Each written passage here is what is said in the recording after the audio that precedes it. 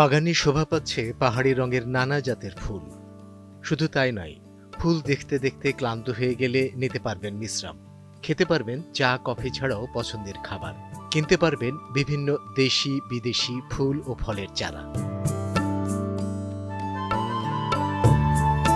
খাগড়াছড়ির মহালছড়ি উপজেলা থেকে প্রায় ২৪ মাইল দূরে মোড়াপাড়া এলাকায় গড়ে উঠেছে নার্সারি কেন্দ্রিক একটি রেস্তোরাঁ ও কৃষিভিত্তিক ইকো ট্যুরিজম কেন্দ্র।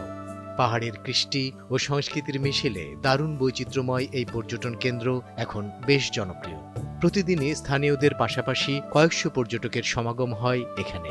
ভালো লাগতেছে এখানে এসে, গাছ কিনতে পারতেছি, আর সঙ্গে তো এই যে বিভিন্ন ফুলের সৌন্দর্য উপভোগ করতেছি। স্বপ্নবিলাস ফ্লাওয়ার ভিলেজ ফুলের রাজ্যে এসে আমি মুগ্ধ।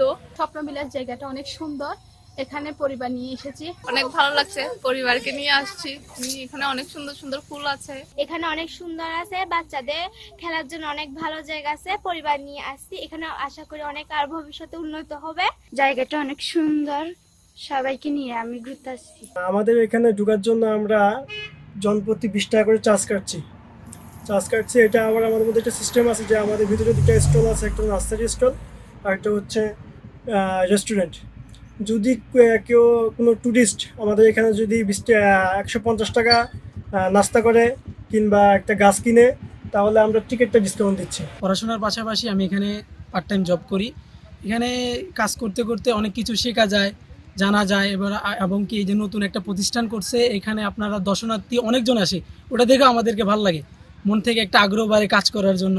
দর্শনার্থীর মুখে যে এগুলো ফুল ফুটিয়ে যে আমরা মুখটা হাসি ফুটাতে পারি, এটা দেখে আমাদেরকে ভালো লাগে।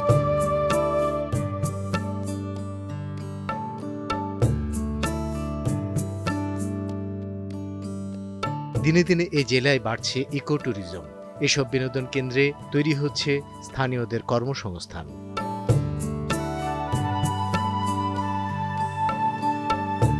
সময় সংবাদ, খাগড়াছড়ি।